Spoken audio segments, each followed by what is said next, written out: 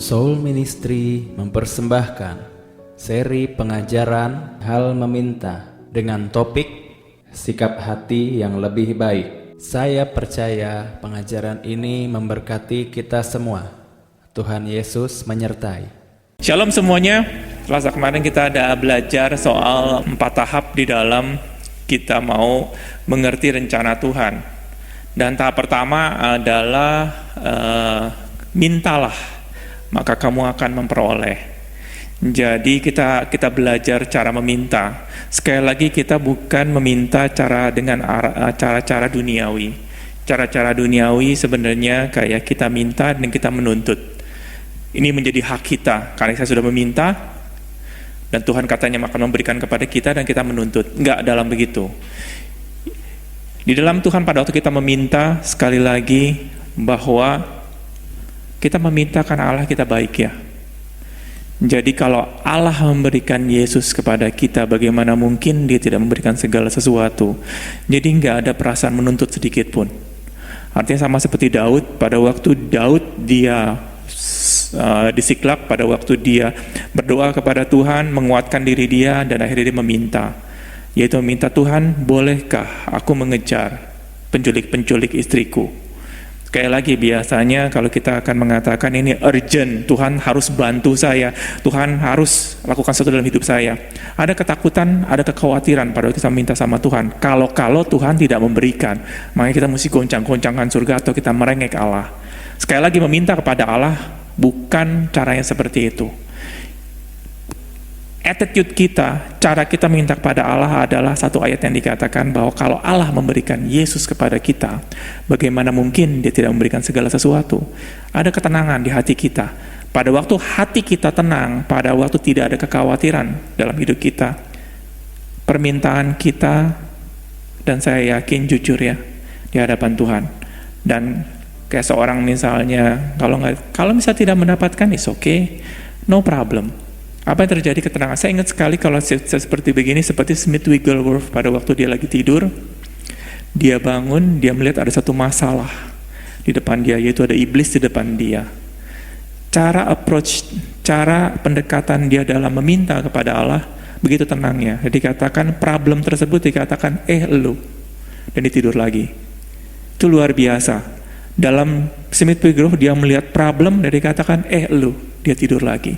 Tidur itu bukan kita ini ya, kalau kita ngelihat ada iblis di kamar begitu, kita tidur kayak tutup kepala biar kita nggak lihat iblis ya, biar kita nggak lihat setan, biar tenang sendiri, enggak. Smith Wigglesworth pada dia tidur benar-benar nyenyak seperti Yesus Kristus tidur waktu di perahu waktu ada badai. Begitu nyenyaknya dia, dan dia bukan pura-pura tidur. Begitu pula Smith Wigglesworth pada waktu dia lihat problem dikatakan lu, dia tidur. Dan waktu nanti dia bangun, kalau memang masih ada iblis, dia baru akan berurusan seperti itu. Nah, cara seperti itu kita minta kepada Tuhan. Sekali lagi, nah itu yang pertama. Yang kedua adalah, bukan kedua di dalam tahap keduanya, di dalam hal meminta seperti ini, kita mesti mengerti bahwa ada permintaan-permintaan dari kita itu identik dengan yang namanya komplain sama Tuhan. Hati-hati. Yang tadi yang saya katakan dalam hal meminta kepada Tuhan, kalau hati kita misalnya, ini gas mau sudah habis, saya perlu gas. Akhirnya saya meminta sama Tuhan karena nggak punya uang. Biasanya kita meminta sesuai dengan kebutuhan kita masing-masing ya, sehari-hari. Saya kurang ini, saya kurang itu. Biasanya kalau misal tidak dipenuhi oleh Tuhan, biasanya kita khawatir karena kita butuh hari ini. Siapa dari sini kalau misalnya saya sih belum pernah ada naik motor kehabisan bensin. Saya belum pernah, sesulit-sulitnya saya nggak pernah lagi naik motor kehabisan bensin. Udah mau tapi nggak ada duit di kantong. Ada ya saya buka sedikit lah ya, adiknya Jaling, dia pernah naik motor dulu sih ya, waktu kita lagi susah-susahnya, dia cerita sama saya atau sama Aling, naik motor udah sampai nggak punya uang, habis, mau beli bensin juga nggak ada. Gimana perasaan kalian?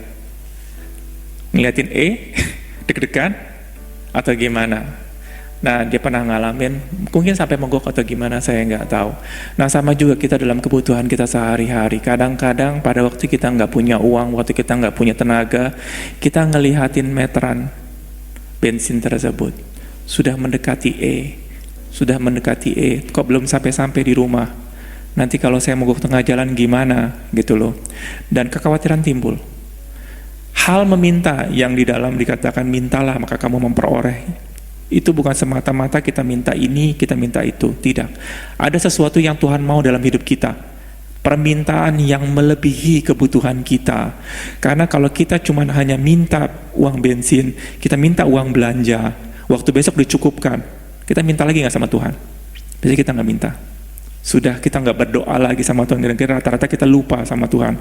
Orang-orang di dalam firman Tuhan, orang Israel, pada waktu dia sulit, dia berdoa kepada Tuhan.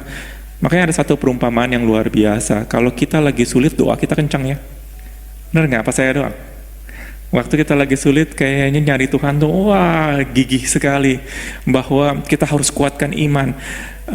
Kita harus lakukan sesuatu di dalam Tuhan. Kita mesti percaya, kita mesti bernyanyi. Kadang-kadang kalau misalnya waktu dulu saya pun, waktu sebelum ikut Tuhan, biasanya pergi cari-cari orang pintar.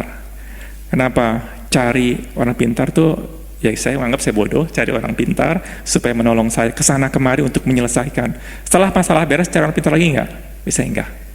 Sudah beres. Nah, kenapa? Karena kebutuhan kita meminta sesuai dengan kebutuhan kita. Dan apa yang terjadi orang Israel pun, dengan segala mujizat yang Tuhan berikan kepada orang Israel, hari demi hari, kurang apalagi orang Israel pada waktu di gurun pasir, mujizat demi mujizat, semua dicukupkan. Tapi setelah waktu dicukupkan di tanah Kanaan, apa yang terjadi? Mereka lupa kepada Tuhan. Permintaan atau kita hal meminta ini bukan hanya soal urgensi kebutuhan sehari-hari, tetapi ada sesuatu yang melebihi hidup kita. Pada waktu misalnya, kemarin dia punya topik ini adalah seseorang yang namanya Steve Harvey ya.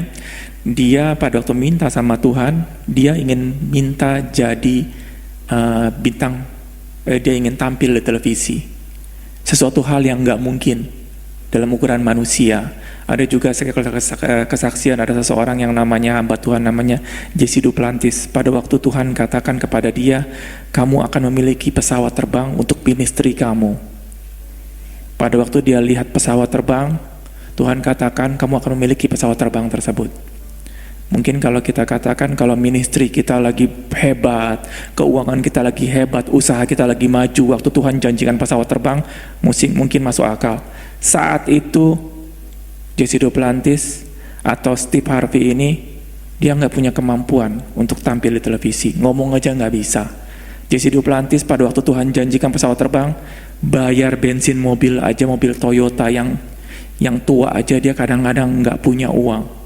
Kadang-kadang dia ministry ke dalam satu daerah, uangnya dia pas-pasan.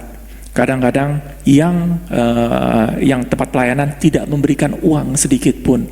Kadang-kadang dia nggak makan berhari-hari lah. Waktu dia pernah ada ke satu tempat, ternyata tempat itu lagi puasa 3 hari. Dan dia ke sana dia harus 3 hari ministry. Jadi 3 hari dia nggak makan, ikut berpuasa dengan orang-orang saat itu. Saking dia nggak punya uangnya, saking dia gimana, tapi Tuhan janjikan saat itu, kamu akan memiliki pesawat terbang. Mana mungkin? Kalau secara akal pikiran sehat kita, mobil tua, buat isi bensin aja kadang-kadang saya nggak mampu. Tapi Tuhan janjikan sesuatu, dan bukannya Tuhan janjikan, bahwa ada satu hati di dalam dia, dan Tuhan janjikan itu menjadi permintaan dia. Dan dia akhirnya dikatakan, Tuhan saya percaya, saya meminta, maka saya memperoleh, itu iman. Dan dikatakan saya percaya. Kalau saya mau kasih sesuatu lagi hal yang dikatakan Abraham ada kemampuan untuk punya anak saat itu. Tuhan janjikan sesuatu untuk anak, dan Abraham juga berharap dapat anak di luar kemampuan dia. Dan apa yang terjadi? Dia meminta sama Tuhan. Pada waktu dia meminta dengan iman, di luar kemampuan dia umur 100 tahun, Sarah umur 90 tahun. Itu lebih nggak mungkin lagi ya. Di sini saya belum pernah dengar ada orang yang sudah mati haid punya anak. Ada pernah dengar nggak? Mungkin saudara-saudara di rumah apa gimana, ada satu kesaksian. Saya belum pernah ada mendengar kesaksian orang yang sudah umur 70 tahun melahirkan. Nggak pernah saya dengar. Tapi Tuhan buat mujizat yang luar biasa dalam diri Sarah, Abraham tersebut. Abraham nggak punya kemampuan, tapi dia meminta juga. Sama juga dia punya di dalam ayat firman Tuhan. Abraham tidak punya sesuatu untuk berharap, atau dia nggak melihat sesuatu yang semua nggak mungkin, tapi dia berharap juga sama Tuhan. Dia meminta sama Tuhan, dan akhirnya dia memperoleh. Hal seperti itu yang kita mau jelaskan dalam hal meminta. Bukannya Tuhan, saya ada problem mobil cicilan, Tuhan saya punya rumah, Tuhan saya punya usaha lagi ini, Tuhan saya punya penyakit. Tuhan akan cukupkan semua. Jangan pikir kalau kita nggak meminta sama Tuhan akan cukupkan semua. Karena Tuhan katakan bahwa kalau Allah memberikan Yesus kepada kita, bagaimana mungkin Dia tidak memberikan kita segala sesuatu. Tuhan mau kita masuk lebih. Nah, itu hal meminta. Bukankah kita sudah belajar kalau dulu kita di gereja yang lama, pada waktu kita meminta biasanya kita berpuasa dulu ya. Kita berdoa dulu, kita mesti perpuluhan dulu. Waktu kita punya masalah finansial, biasanya hamba Tuhan berkata, kamu perpuluhan enggak? Saya enggak perpuluhan, makanya kamu enggak perpuluhan, makanya usaha kamu bangkrut. Sering ya kita dengar seperti itu. Atau orang yang punya sakit penyakit. Jadi, Pak pendeta saya sakit, tolong didoakan penyakit saya. Dia akan tanya, kamu ke gereja enggak? Kamu melakukan dosa ini, dosa itu. Artinya dikorek-korek dulu semua, kalau sudah beres baru Tuhan akan sembuhkan ya. Nah, mentalitas seperti ini nggak benar. Artinya nggak benar, tidak sesuai dengan firman Tuhan. Katakan kalau Allah memberikan Yesus kepada kita, bagaimana mungkin Allah tidak menyembuhkan kita? Kalau Allah memberikan Yesus kepada kita, bagaimana mungkin usaha kita tidak diberkati oleh Tuhan? Segala sesuatu yang Tuhan Yesus mati di kayu salib itu diberikan kepada kita. Jadi intinya kalau kita ngomong salah satu, pada waktu Abraham menerima janji Tuhan, yaitu Ishak, Abraham dalam kondisi yang perfect, sempurna? Tidak ya? Beberapa waktu sebelumnya adalah Abraham menyerahkan istrinya untuk diberikan kepada orang lain. Padahal janji Allah ada di dalam Sarah. Tapi Abraham memberikan kepada orang lain. Mungkin dari kita kadang-kadang kita melakukan kesalahan dalam hidup, yaitu kita salah melangkah. Tuhan tidak pernah mengungkit-ungkit masalah kita. Artinya pada waktu kita datang kepada Tuhan dan percaya Tuhan bahwa Tuhan adalah penolong kita, Tuhan tidak pernah mencoba untuk kita dibereskan dulu semua baru mendapatkan berkatnya Tuhan. Tidak, Tuhan selalu memberikan kepada kita berkatnya Tuhan tersebut dan kita menikmati, tapi kita harus percaya. Karena kenapa? Kalau Tuhan hanya memberikan begitu saja tanpa ada iman di dalam kita, semua orang mendapatkan kan? Karena Tuhan katakan bahwa Tuhan memberikan hujan kepada orang yang baik dan orang yang jahat. Artinya bahwa benar kan? Tuhan memberikan hujan kepada orang yang baik sama orang jahat, benar. Tapi kalau kamu nggak keluar rumah, dapat nggak hujan tersebut? Nggak dapat. Tapi Tuhan sudah berikan hujan itu di luar. Kita nggak perlu menangis kepada Tuhan. Tuhan tolong berikan saya hujan. Orang jahat nggak berdoa loh. Benar ya? Tuhan memberikan hujan kepada orang yang baik dan orang yang jahat. Pada waktu orang jahat keluar rumah, dia berdoa dulu nggak untuk minta hujan? Tidak. Tuhan berikan hujan tersebut. Orang yang baik pun Tuhan berikan hujan. Cara gimana? Keluar untuk mengambil air tersebut. Jadi attitude kita sekali lagi pada waktu kita meminta kepada Tuhan, jangan diberikan ada aturan-aturan sampai kita sempurna baru kita diberkati. Saya ingat sekali kalau model seperti gini, saya dulu minta diberkati dalam pernikahan saya. Agak ngosip sedikit ya, biar sebelum ada pertanyaan. Jadi saya minta diberkati oleh satu gereja, pendeta atau bagaimana ya pokoknya, dan akhirnya orang tersebut mengatakan kamu tidak bisa diberkati oleh Tuhan. Saya bingung saat itu. Dia punya karena saya saya nggak ngerti tata cara orang-orang diberkati.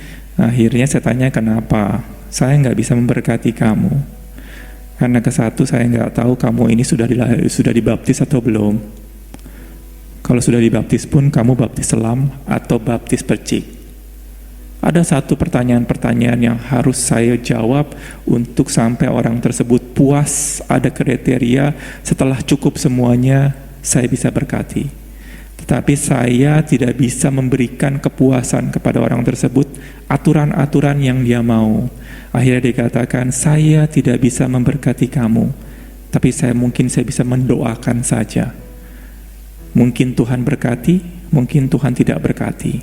Saat itu saya tidak menangis. Artinya tidak menangis bahwa, wah ternyata hidup saya tidak bisa diberkati oleh Tuhan. Saat itu saya cuma berkata, sudah terlambat. Tuhan sudah memberkati saya. Saya cuma butuh kamu sebagai stempel doang. Jadi waktu itu, kalau saat itu yang dikatakan segala kutuk, segala masalah dalam hidup saya, mungkin saya percaya kepada orang tersebut. Tapi waktu itu saya lihat, saya sampai hari ini saya bisa makan, masih bisa makan. Saya dapat penghasilan walaupun tidak bisa beli ke jalan-jalan ke luar negeri, minimal saya nggak pernah. Saya tanya sama istri saya, kamu waktu ikut saya pernah nggak kamu satu hari nggak makan? Dia bilang nggak pernah, selalu makan dan nggak pernah nggak ada daging, walaupun diiris-iris tipis-tipis. Itu daging. Gitu loh. Yang penting daging kan. Seorang suami menjanjikan, benar ya, kamu makan daging setiap hari. Ya bukan daging segede stik yang segimana, tapi kita kreatif. Apa yang terjadi? Saya tanya sama dia waktu kehidupan saya dengan dia, kamu sebenarnya ikut saya menderita atau tidak sih? Dia bilang kan tidak menderita. Dan puji Tuhan saat itu kita nggak punya sakit penyakit ya. Secara finansial, walaupun saya mengajar cuma dapat berapa, saya ingat sekali tidur saya nggak pakai AC karena nggak punya uang untuk AC. Nggak punya uang untuk beli AC. Kita kumpulkan uang dalam beberapa bulan, akhirnya kita dapat AC. Terus pelan-pelan kita beli furniture kayu. Kenapa saya bilang mau beli kayu saat itu? Karena mungkin saya bisa wariskan furniture tersebut ya. Kalau furniture kayak plastik begini, 5 tahun juga hancur begitu kan ya. Saya beli benar-benar kayu utuh, saya beli ke Ciputat, beli satu-satu. Ada satu bayangan bahwa saya ingin membangun keluarga tersebut. Dan apa yang terjadi, Tuhan selalu berikan. Ada satu lemari, ada satu meja, bukan lemari, ya lemari ada laci-laci dari kayu semuanya. Saya merasa diberkati oleh Tuhan. Ada satu keluarga yang saya bangun.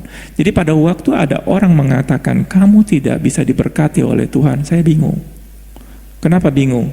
Bahwa selama ini Tuhan memberkati saya. Kenapa kamu mengatakan saya tidak diberkati?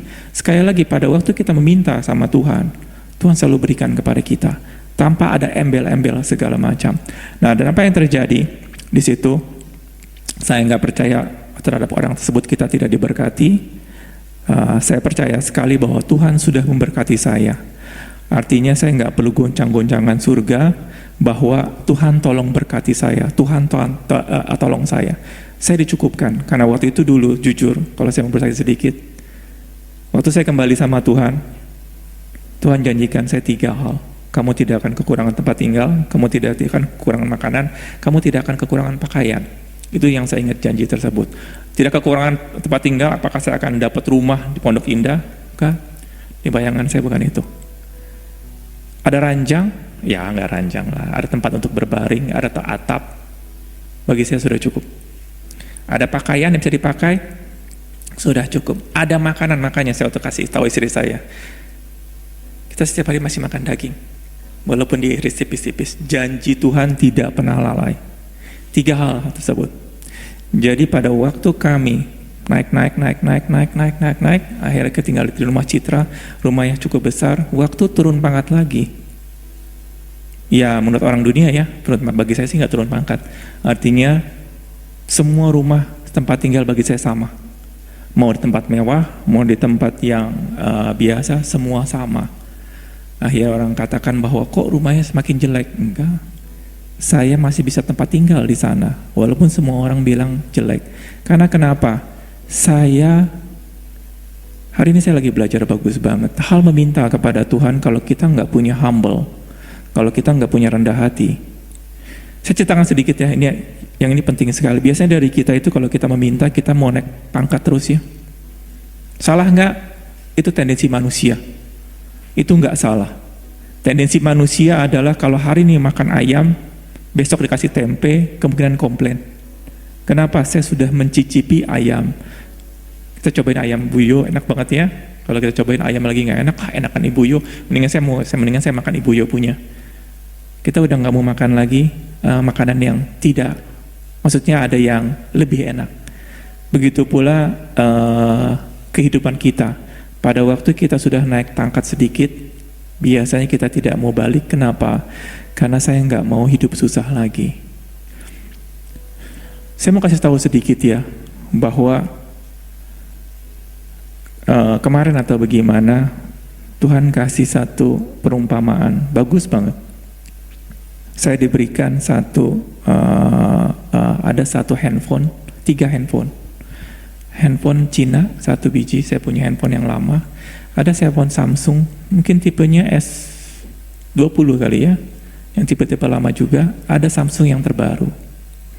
Tuhan bertanya sama saya akan berikan kamu 3 handphone ini, kamu pilih yang mana? Saya bingung, saya lagi baca, akhirnya kenapa harus memilih Tuhan? Kalau Tuhan kasih, saya mau 3-tiganya. Benar ya? Grace banget ya. Tuhan sudah memberikan segala sesuatu, apa yang di depannya Tuhan suruhkan, kita ambil semua. Ada benarnya, ada salahnya.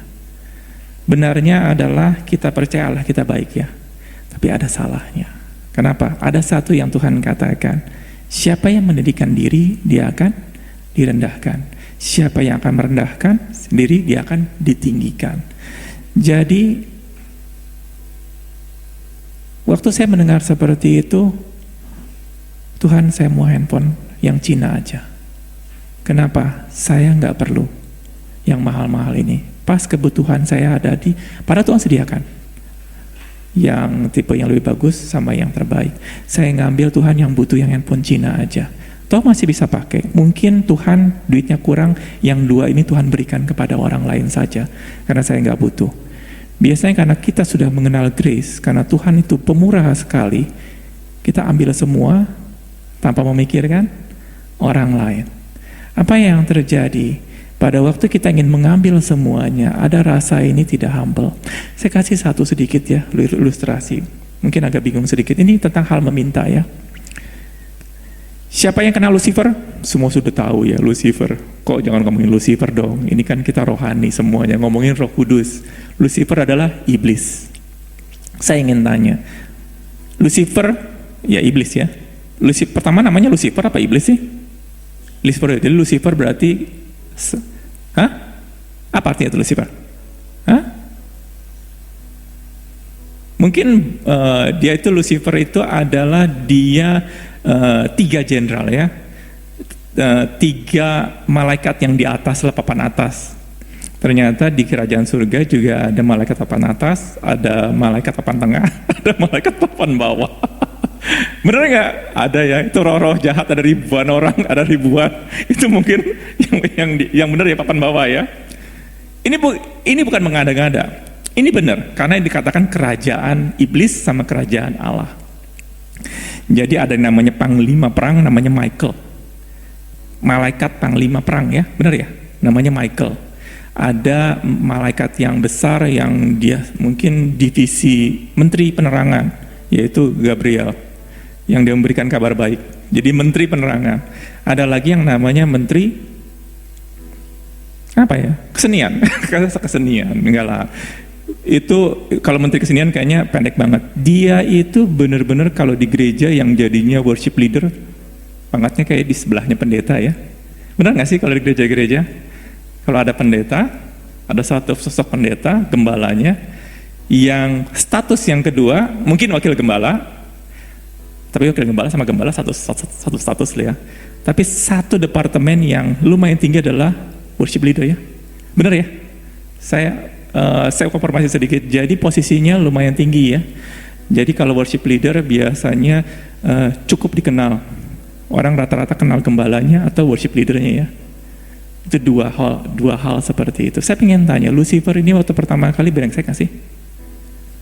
Kenapa nggak brengsek? Logika saya seperti ini. Kalau saya beli iPad, ada garansi nggak sih? Ada garansi. Jadi setahun, saya pernah dulu beli iPad. Saking kupernya, saking kampungannya, akhirnya saya beli iPad, terus saya dalam 9 bulan atau 10 bulan rusak. Baterainya mati atau gimana, saya nggak tahu. Kemungkinan kalau saya bawa produk tersebut, saya bawa ke tempat servis, biasanya diservis gitu loh. Waktu ke tempat di sana, saya bawa di situ, dicek bodinya, tidak pernah jatuh. Akhirnya dikatakan, terus dia ada komputer tuh, ada bagian pengecekannya, dicek tanggal pembeliannya kapan, aktivasinya kapan, dicek tanggal berapa, oh masih garansi. Dia cek sebentar, akhirnya ya sudah, nanti dicek ya, kasih, besoknya ditelepon, Pak sudah beres, Bapak datang aja. Wih keren juga, pas saya datang dikasih baru, saya kaget, hah? Dikasih baru, bener dikasih baru. Jadi nggak diperbaiki, langsung dikasih baru. Itu manusia loh. Dia bikin produk luar biasa ya. Kalau ada defect sedikit, diganti baru ya. Hah? Nggak apa-apa, yang penting saya dapat baru dulu. Karena iPad ya, saya waktu rusak aja bilang, aduh ini gimana, ini mahal barangnya segala macam. Waktu saya diganti baru, saya udah nggak mikir lagi. Terima kasih semuanya. Nah, apa yang terjadi? Lucifer waktu diciptakan oleh Tuhan, kalau defect, Tuhan perbaiki nggak? Atau Tuhan, kalau kita manusia aja bisa menciptakan satu produk yang bagus ya, ada jangka waktunya, dan saya percaya Allah kita juga seperti itu. Jadi saya percaya Lucifer waktu pertama kali, dia nggak start jadi worship leader. Dari mana? Dari bawah.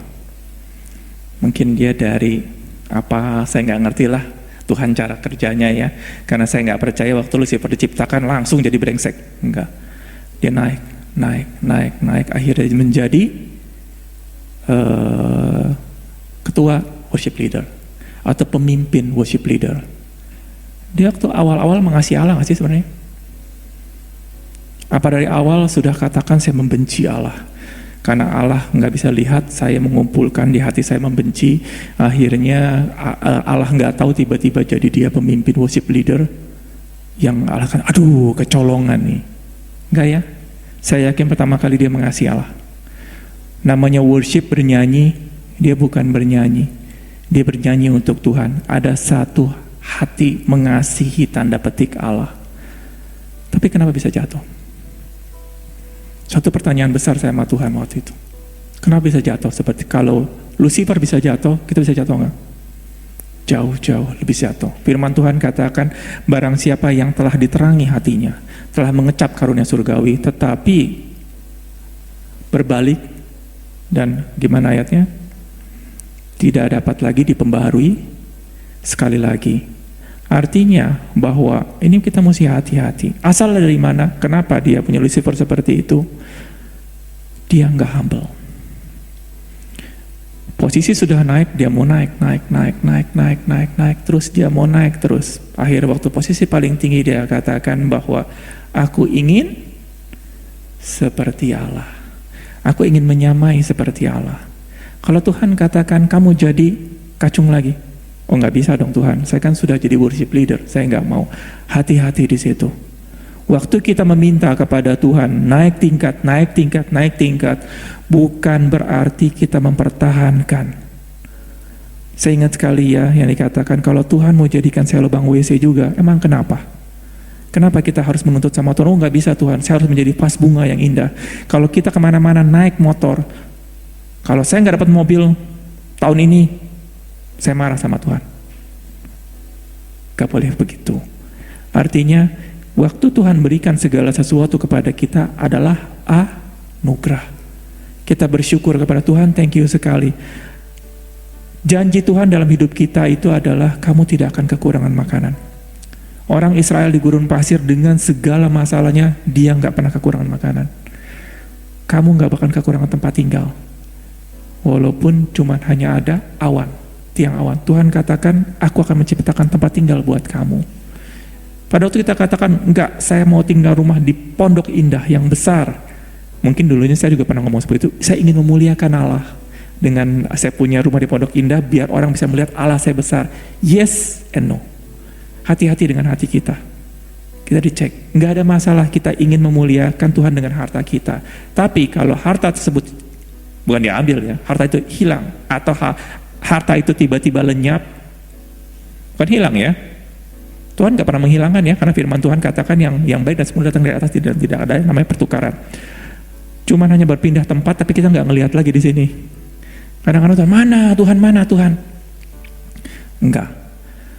Artinya pada waktu kita naik tingkat dengan meminta kepada Tuhan dan Tuhan berikan, bukan berarti itu menjadi status kita. Pada waktu Tuhan, saya ingin menjadi bintang film. Bukan berarti pokoknya saya nggak mau tahu, saya harus menjadi bintang film. Tuhan, saya mau pesawat terbang. Kalau saya nggak dapat, pokoknya harus beriman terus-menerus. Hati-hati. Kenapa saya bilang hati-hati? Nanti akan seperti Lucifer. Pada waktu dia sudah tinggi, dia udah nggak inget lagi yang di bawah. Akhirnya dia bisa jatuh. Nah, kenapa saya ngomong seperti ini? Tadi kita sudah tahu ya, bahwa Allah memberikan segala sesuatu buat kita. Kalau Yesus, anak yang tunggal diberikan kepada kita, bagaimana mungkin dia tidak memberikan segala sesuatu? Itu mentalitas kita. Tapi mentalitas yang kedua adalah kita ingat Lucifer. Dia sudah memiliki segala sesuatu, menjadi orang yang dihormati, orang posisinya lumayan tinggi, malaikat yang ketiga yang terbesar. Dan akhirnya katakan, aku ingin lebih tinggi lagi. Yaitu gimana? Ingin menjadi Allah. Kita dapat syukur, gak dapat juga, it's okay. Tuhan kita sudah baik. Pada waktu hal meminta seperti itu, dan saya percaya ada hal yang luar biasa. Tuhan itu gak pernah berhutang sama kita. Kadang-kadang apa yang kita minta dan kita lupa, biasanya Tuhan yang mengingatkan kita loh. Saya pernah ada sesuatu, ya mungkin saya meminta sesuatu dan saya lupa. Seringkali waktu saya minta sesuatu saya lupa, Tuhan sendiri yang mengingatkan saya. Kamu dulu minta ini loh. Sering, ada yang pernah nggak kalian ngalamin seperti itu? Kita nggak perlu goncang-goncangan Tuhan bahwa Tuhan mana. Kita cuma jalani. Kita akan menabur. Kita cuma hanya berilah maka kamu akan diberi. Apa yang terjadi, hidup kita berubah. Dan Tuhan akan ingatkan kembali. Saya dulu janjikan kamu pesawat terbang loh. Yang mana Tuhan? Tuhan ingatkan tahun berapa? Oh iya, Tuhan ingatkan saya di situ ya. Apa yang terjadi waktu kapal terbang itu datang? Pada waktu impian itu datang, kita ingat kepada Tuhan, bukan ingat kepada janji-janjinya Tuhan saja. Kadang-kadang kita itu lebih ingat kepada janjinya Tuhan daripada Tuhan sendiri. Kalau kita mengenal Allah, sekali lagi Tuhan akan penuhi semuanya. Ya. Jadi gini, kata bersyukur ada dua. Saya dapat pengajaran, bersyukurlah senantiasa kepada Tuhan. Nanti Dia akan memberikan segala sesuatu apa yang dibutuhkan hatimu. Begitu ya? Ya, jadi ada sesuatu bersukacita. Kenapa kamu bersukacita? Tuhan baik. Kenapa kamu, biasanya kalau bersukacita, biasanya kita memikirkan kebaikan-kebaikan yang sudah Tuhan lakukan dalam hidup kita dan kita bersyukur. Dan akhirnya dibikin ada satu doktrin dikatakan kalau kamu bersukacita, kalau kamu bersyukur, Tuhan akan semakin memberikan, Tuhan akan memberikan segala keinginan kita. Oh ya, seperti itu ya. Jadi kalau saya bersukacita, Tuhan akan berikan. Kita memanipulasi Tuhan lagi ya. Karena saya belum dapat, biasanya kalau saya menanti-nantikan, loh kok saya belum dapat ya? Oh ya, kamu harus bersukacita dulu, baru mendapatkan. Bener? Ada topik yang benernya. Tapi pada waktu kita mencoba untuk memanipulasi Tuhan, oh iya, kayaknya saya kurang bersukacita ya, makanya saya nggak mendapatkan. Ya sudah, saya mulai bersukacita. Ini ada lagi hukum, imbal balik ya. Jadi kalau kita lakukan ini, Tuhan akan melakukan itu. Enggak. Kita bersukacita karena memang hati ini mau bersukacita. Artinya, kalaupun dapat atau enggak dapat, kalau bahasa Inggrisnya who cares. Pada waktu kita bersukacita di dalam Tuhan, Tuhan thank you. Kenapa? 3 hal yang tersebut. Hari ini kamu makan enggak? Mungkin kadang-kadang enggak makan, tapi saya yakin Tuhan akan sediakan buat kita. Kamu ada pakaian nggak? Kamu ada tempat tinggal nggak? Gitu kita bersyukur 3 hal ini aja itu luar biasa. Tuhan thank you. Buat suami saya, buat istri saya, buat anak saya, buat kendaraan yang saya pakai, Tuhan thank you. Buat makanan walaupun cuma nasi sama garam. Thank you-nya kita bukan kita bersyukur untuk dapatkan lebih. Enggak, kita benar-benar bersyukur. Saya ingat sekali dulu waktu saya di Australia, waktu saya lagi sekolah. Saya nggak punya kemampuan untuk sekolah di Australia, jujur. Orang tua saya pengusaha kaki 5. Kok pengusaha sih? Apa nih, pengusaha ya? Bukan? Hah? Pedagang kaki 5. Kalau pengusaha kayaknya keren banget ya, konglomerat. Pedagang kaki 5. Ada yang pernah dengar pedagang kaki 5 bisa menyelesaikan anaknya ke luar negeri? Jarang ya? Jarang sekali. Jadi saat itu waktu ada teman saya katakan, yuk kita ke luar negeri. Enak aja ngomongnya, kayak kita mau jalan-jalan ke Bandung aja. Tapi tiba-tiba Tuhan berikan. Nah waktu saya di Australia, saya menikmati sekali, walaupun dengan segala kekurangan saya benar-benar merasakan ada Allah dalam hidup saya. Saya berjalan, nggak ada yang ngajarin saat itu. Nggak ada yang ngajarin, kamu harus bersuka cita. Dengan kamu bersuka cita, masalah kamu. Saya naik motor, saya nyanyi-nyanyi, bukan untuk biar nggak merasakan dingin. Waktu lagi musim dingin, naik motor. Di sini kehujanan, naik motor aja masuk angin ya. Benar nggak? Jakarta kehujanan bisa masuk angin. Itu lagi musim dingin, benar-benar dingin sekali. Belum sampai salju sih. Kalau salju saya nggak mungkin naik motor. Tapi itu bisa sampai, siapa sini pernah ke puncak naik motor? Ada yang pernah? Dingin nggak? Dingin ya. Saya dulu hampir waktu di SMA naik ke puncak naik motor. Happy di sana. Di sana lebih jauh. Kalau puncak paling 17 derajat. Nggak mungkin sampai ini. 5 derajat. Naik motor. Saya bernyanyi nggak merasakan dingin. Bukannya saya bernyanyi supaya nggak dingin, enggak. Karena saya nggak dingin, saya bernyanyi. Waktu saya pegang blok mesin motor, nggak panas loh. Blok mesin, tangan saya dingin. Tapi saya nggak merasakan, aduh Tuhan yang lain punya mobil. Jujur orang-orang yang di teman saya waktu di Australia, semuanya orang-orang berada. Mereka naik mobil kalau ukuran sekarang minimal mobil-mobil mewah. Semua. Saya ingat sekali waktu saya ke gereja semuanya pakai mobil sport segala macam. Saya pakai mobil Honda Civic tahun 81. Itu yang kalau saya belok ke kanan, pintu kiri kebuka. Otomatis. Otomatisnya bukan di transmisi, tapi pintunya kebuka sendiri. Jadi kalau saya kunci, saya mesti was-was. Tadi kekunci nggak ya? Kunci kalau saya ke kanan, ke kiri kebuka. Terus saya parkir mobilnya. Biasanya kalau semuanya pakai Mercy, pakai BMW, pakai Prelude, semuanya mobil sport. Bisa kalau kita mobil jelek, parkirnya di ujung ya. Parkirnya di ujung. Itu gereja saya, itu parkirannya pintu gerbangnya bisa langsung parkir mobil di depannya. Saya nggak peduli. Karena nggak ada yang bisa datang duluan, saya parkir dulu di depan sana. Saya nggak peduli. Kadang-kadang mungkin kita malu kali ya, aduh mobil sebelah, mobilnya pada mewah-mewah semua. Saya waktu sekolah di sana, jujur, saya nggak pernah makan siang. Nggak pernah makan siang di kantin. Kalian kuliah masih makan siang di kantin ya? Di sekolah SMA juga ada kantin ya? Ada kantin makan. Saya waktu di sana, saya masuk SMA, sampai saya kuliah, saya nggak pernah makan di kantin. Bukan saya mau makan, nggak punya uang. Saya dari rumah cuman bawa roti, satu gede begini, saya potong-potong, nggak pasti sudah dipotong sih, selai kacang, selai coklat, selai kacang, selai terus. Jadi kalau saya lapar, nggak makan satu harian habis, setiap hari. Bukannya cuma seminggu sekali, setiap hari selama hampir 3 tahun. Enak nggak? Saya nggak enak. Sampai hari ini pun kalau dikasih saya makan, nggak ada masalah. Kenapa? Bukan saya bersuka cita dulu supaya saya mendapatkan sesuatu. Saya bilang saya sudah hoki banget, sudah kirim. Walaupun semuanya itu orang-orang kaya semua di sana, saya nggak pandang bahwa saya tuh hidupnya lebih susah daripada mereka, enggak. Rasa bersyukur itu karena kita, apa kalau saya katakan ya, Tuhan sudah baik. Kalau Tuhan sudah baik, Tuhan sudah memberkati kita dengan luar biasa, kenapa kita harus pandang kiri kanan? Di sana. Nah, jadi sekali lagi bersuka cita bukan untuk mendapatkan sesuatu. Kamu bersuka cita mungkin waktu kita Tuhan, kalau kamu nggak bersuka cita, atau kamu tidak bersyukur, cek hati kamu. Kenapa ya hari ini saya nggak bersuka cita? Kenapa saya nggak bersyukur ya?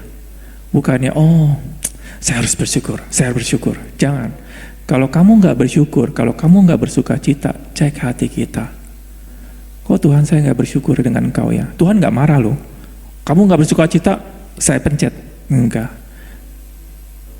Tuhan itu mau kita juga bertanya, ada masalah apa sih di hati kita sehingga kita nggak bersuka cita. Jadi sukacita kita tuh benar-benar muncul. Kita bukan bersuka cita untuk mendapatkan sesuatu, tapi benar-benar kita bersuka cita benar Allah kita baik.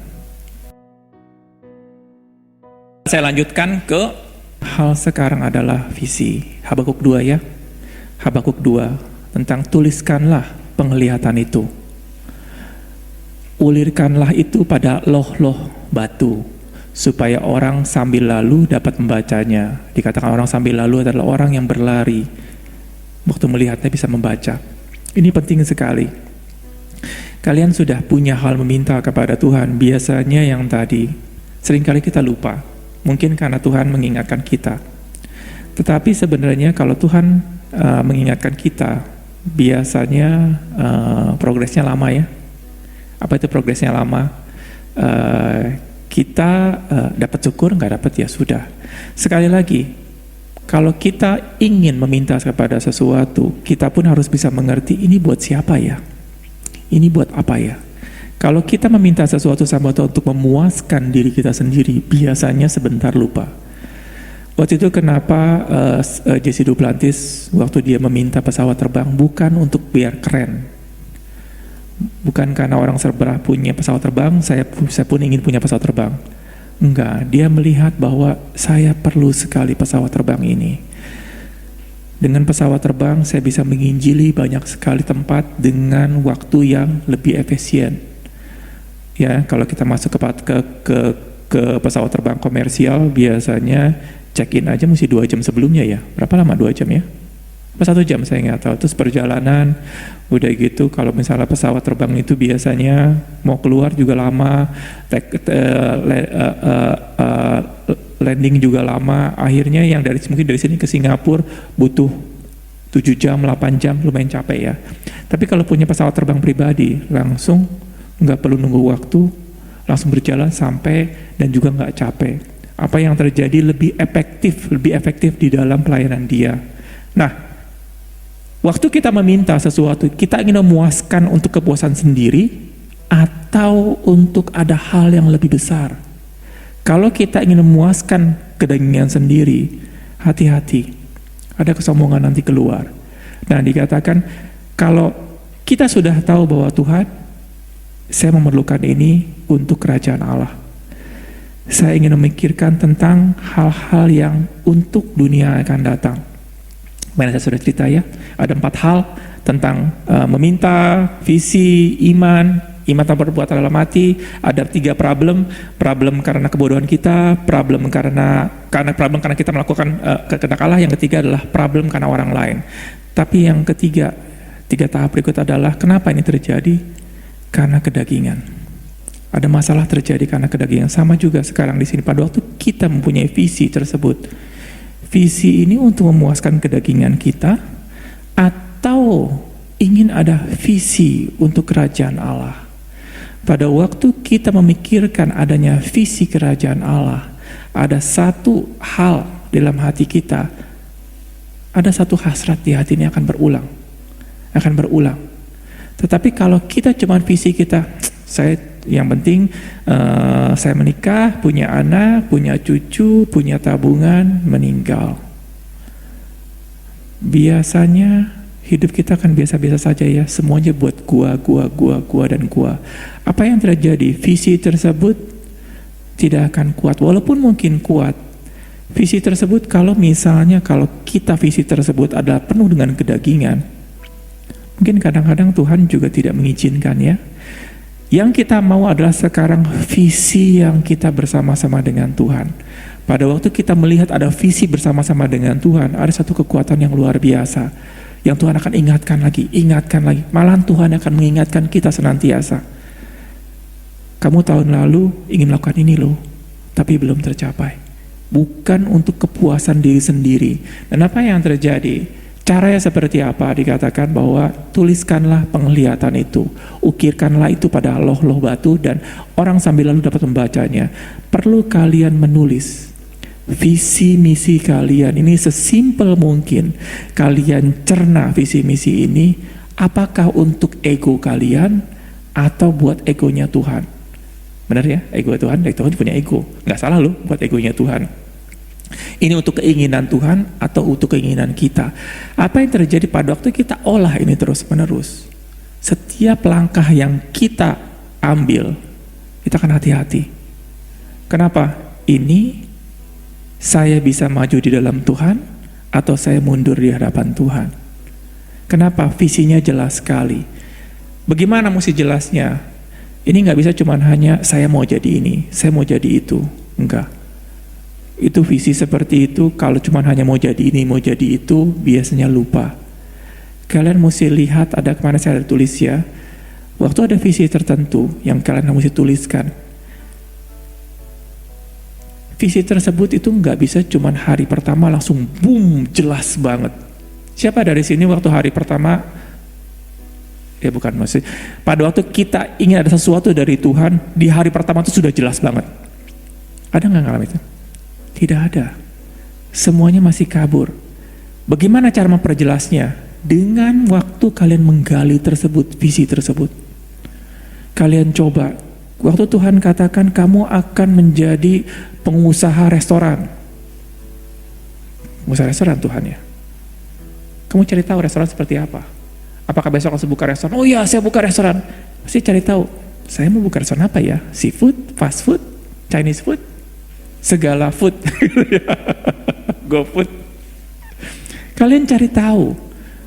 Waktu semakin cari tahu, semakin digali, kalian cari tahu terus menerus, itu semakin jelas visi tersebut.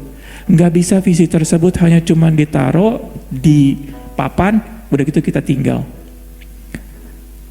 Saya ingat sekali ya, dulu waktu saya pengen beli mobil, istri saya sampai pusing dengar ya, BMW terus menerus.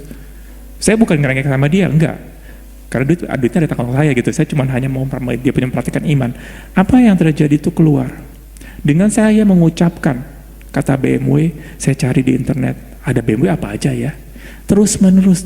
Apa yang terjadi semakin jelas sampai spesifik salah satu tempat. Sama juga dengan visi kalian. Kalau visi kalian cuma saya ingin jadi A, saya ingin jadi B, nanti Tuhan akan buat semuanya seperti kayak jalan tol sampai ke tempat visi tersebut. Enggak begitu cara kerjanya. Cara kerjanya adalah Tuhan katakan, di mana hatimu berada, di situ di mana hartamu berada, di situ hatimu berada. Semakin kita melihat ada harta di sana, hati kita ke sana, kita akan gali tersebut. Harta yang Tuhan katakan adalah di mana hartamu berada, di situ hatimu berada. Itu bukan cuma harta yang di atas tanah, tapi yang di bawah tanah. Firman Tuhan juga katakan bahwa siapa di antara kalian yang ada seseorang yang mendapatkan mutiara, tapi bingung ya, kok mutiaranya ada di bawah tanah ya? Mutiara kan di laut ya, tapi ada di dalam tanah. Nah, yang Tuhan mau soal harta adalah yang di bawah tanah, yang harus kita korek. Tuhan katakan, apabila kamu mencari aku seperti mencari perak atau permata, maka kamu akan mendapatkannya. Kalau firman Tuhan adalah mencari emas. Emas itu bukan jalan-jalan emas, kamu kantongin. Jalan-jalan emas. Itu bukan emas, itu batu koral. Batu kali yang emas. Cara kerja emas gimana? Ada sesuatu yang kamu gali di situ. Nah, sama juga visi tersebut. Ada visi yang kalian harus bisa gali terus menerus, nggak bisa dalam 1 hari 2 hari. Cara-caranya semuanya tergantung masing-masing ya. Ada yang tulis, ada yang saling ngomong dengan suami istri, ada yang saling ngomong dengan satu komunitas terus menerus. Akhirnya ada yang saling membantu. Tuhan akan mengirimkan orang-orang kepada kalian untuk membantu kalian. Tapi kalian harus masuk, kalian harus gali. Kalau kalian malu mengatakan bahwa, kenapa saya waktu itu nggak malu ngomong sama istri saya BMW. Saya nggak malu, walaupun dikatakan norak ya. Ada yang di sini nggak kalau bisa beli mobil Innova, setiap hari ngomong Innova? Nggak ada ya. Kalian cuma dengar saya doang seperti yang ngomong seperti itu. Saya nggak malu untuk mengucapkan tersebut. Dan apa yang terjadi dengan hati percaya, mulut mengaku, dia menjadi iman terus menerus. Dan apa yang terjadi? Tuhan buka jalan itu bukan nggak ada angin, nggak ada hujan. Tuhan buka jalan. Tuhan akan buka jalan sesuai dengan iman kalian. Sekuat apa visi kalian, itu kalian yang tentukan. Kalau dikatakan, oh enggak, visi ini Tuhan yang tentukan, Tuhan yang akan memperjelas. Kalau ini visi dari Tuhan, Tuhan akan buat segala sesuatu. No. Ingat ada kejadian Nabi Yunus. Nabi Yunus sudah dikasih visi loh sama Tuhan, tapi akhirnya dia kabur di hadapan Tuhan. Walaupun akhirnya Nabi Yunus itu kembali kepada jalan Tuhan, tapi kalau Nabi Yunus mengeraskan hatinya dan tidak mau mengakui panggilan Tuhan, bisa terjadi nggak panggilan Tuhan tersebut? Nggak bisa. Begitu pula dengan visi tersebut. Kita nggak bisa minta Tuhan berikan saya visi sesuatu. Nggak bisa. Tuhan katakan apa di tangan kamu? Apa yang kamu minta? Kalau ada satu hamba Tuhan katakan, Tuhan itu senang dengan kita dengan hal-hal yang kecil. Waktu kita suka seperti ini, kalian kalian berjalan, visi tersebut akan kelihatan langkah demi langkah di situ. Dunia ini selalu akan apapun yang kita impian kita, biasanya yang menghancurkan itu bukan dari dalam, tapi dari luar dulu. Orang-orang akan mengatakan bahwa kamu nggak bisa, kamu ini bodoh, kamu ini nggak mampu, kamu ini tidak ada tampang untuk menjadi ini, menjadi itu. Itu dunia, karena dunia hanya melihat dengan mata, hanya dengan lihat pikiran-pikiran mereka saja. Kita mengucapkan ini adalah satu hal, kadang-kadang memang kita juga harus menguatkan hati kita. Daud pada waktu dia dikatakan menguatkan diri dia, ya saat itu nggak ada seorang pun ya yang bisa menguatkan Daud. Pada waktu seperti, ya memang kalau kita ada satu komunitas baik ya, yang saling menguatkan. Tapi kadang-kadang nggak semua orang punya satu komunitas yang baik. Kalian harus bisa meyakinkan diri kamu dulu bahwa ini permintaan dari saya apa dari Tuhan. Waktu kita olah tersebut, kita memikirkan, nanti akan keluar tuh kata-kata keluar. Jadi bukan deklarasi ya. Kalau deklarasi adalah saya percaya Tuhan akan berikan, saya percaya akan Tuhan. Kalian berulang-ulang nanti ada satu iman, bukan. Ini bukan deklarasi. Kalian merenungkan dia punya visi tersebut, bahwa untuk biar ada fondasi di hati kalian bahwa nanti tidak ada seorang pun yang bisa melawan kalian. Gimana caranya pada waktu hati ini semakin kuat? Kalau tadi katakan Bu Yolanda, kehidupan ini sulit. Yes, ini sulit. Tetapi saya akan jelaskan kesulitan itu kenapa. Jadi, saya pernah ngalamin, saya dapat rumah yang kurang bagus menurut orang-orang, tapi saya nggak merasa itu sulit. Waktu saya di Australia dengan sekali lagi saya orang yang paling miskin, ada salah satunya juga. Kenapa tadi saya ngomong soal motor? Dari orang-orang, dari teman-teman saya nggak ada seorang pun naik motor. Masa sih kok di sana nggak ada motor? Nggak ada satu pun naik motor. Saya kalau naik motor tengah jalan cuma saya doang sendiri. Di sini mana-mana banyak. Jadi semua naik mobil. Kenapa saya beli motor? Karena saya nggak mampu beli mobil. Saking saya nggak punya uang. Kenapa? Kalau naik mobil 1 liter mungkin bisa cuma 7 km. Kalau motor kan bisa 20 km atau bagaimana. Terus maintenance-nya ya motor gampang seperti ini. Saya waktu beli motor nggak pernah ganti oli, nggak pernah ganti ban. Itu kalau motor tengah jalan bannya kempes, itu nggak ada tukang tambal ban. Karena motor aja nggak ada di sana. Jadi saya mesti tambal ban sendiri semua. Saya belajar. Hidup sulitkah? Menurut ukuran orang-orang sulit. Tapi saya nggak merasa sulit. Kenapa? Ada sesuatu keyakinan dalam hidup saya bahwa ada Allah dalam hidup saya.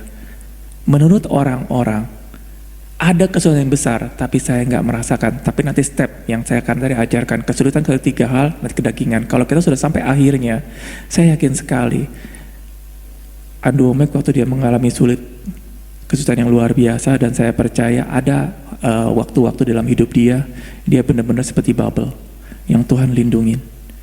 Bahwa waktu mata kita, perasaan kita, waktu kita fokuskan kepada Allah, kalian tidak akan yang namanya merasakan kesulitan hidup ini. Kenapa seperti itu? Itu karunia yang Tuhan berikan kepada kita. Asal kita mau menerimanya. Masalahnya kita ini hidup di dunia ini, mata kita, telinga kita, pergaulan kita, semuanya bukan yang mendukung. Dengar kita selalu hal-hal yang buruk. Mata kita selalu melihat hal-hal yang buruk. Teman pertemanan kita juga hal yang buruk. Apa yang terjadi? Kalian punya iman semakin lama semakin tergerus.